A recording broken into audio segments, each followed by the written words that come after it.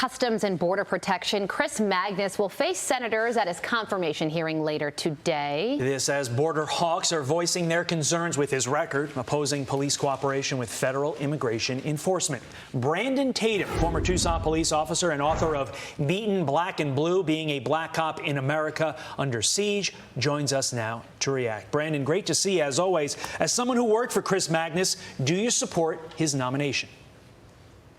Well, no, I don't support it at all. One thing people need to know about Mr. Magnus is that I used to work for him, and this is not something I'm reading in a book or something from an article. This is something I know, and he's been in over his head ever since he got to the Tucson Police Department. He worked for a department in Richmond, was half of the size, probably less than that of the size of the Tucson Police Department, and he's incompetent.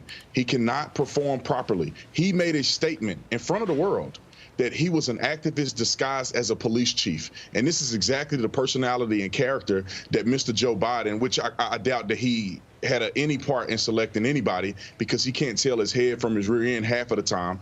But this is the type of person that Joe Biden wants, that's going to push his activism and pro-open border policies without proper leadership. And that's what Chief Magnus is. Activist disguised as a police officer. In 2017, he wrote an op-ed defending sanctuary cities, and he says, as the police chief here in Tucson, I'm deeply troubled by the Trump administration's campaign against sanctuary cities, which refuse to turn over undocumented immigrants to federal authorities.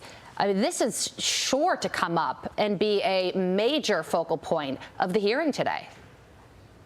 That's exactly the reason why he's been selected. You know, from people that I know that work with the Tucson Police Department now, they say that his policies of not cooperating with Border Patrol continues. He don't want police officers to have nothing to do with Border Patrol. He views Border Patrol as the enemy. The people who work there, the men and women who serve, he's opposed to them. And it makes no sense that they will put him in a position to lead Border Patrol when he have this particular mentality. And I think he spoke for himself, and I'll say it again, he is an activist. He came out, when he came to the Tucson Police Department, he destroyed morale. He walked around with a Black Lives Matter flag that he displayed in his office, and it's not good for business. He do not care about the people. He's there for himself. He's there to be an activist, and I think that it's a shame. And I wish that the administration would pick somebody that's based on merit, based on qualifications, based on somebody that's going to get the job done, and not somebody that's his friend or somebody that he believes is going to push an agenda that he wants.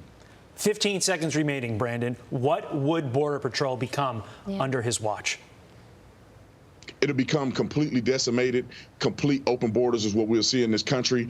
No leadership, an activist in office, and a person that's only selected because of his progressive behavior and not because of his merits. It's frightening. I mean, we have countless individuals on this program talking about what they would do with the border, and they have not been anti-Border Patrol during their life. Why pick somebody to run the agency who's been anti-Border Patrol? Doesn't make any sense. Brandon Tatum, thank you very much, sir. We appreciate your time this morning. Thanks, Thank Brandon. You.